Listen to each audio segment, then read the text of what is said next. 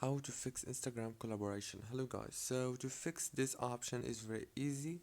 Just open the settings on your phone, go to the apps again, go to Instagram.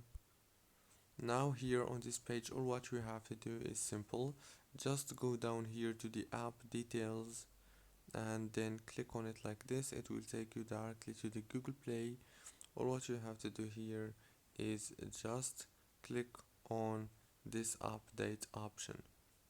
After you click on the update option, your Instagram app is gonna be up to date and the problem is gonna be solved.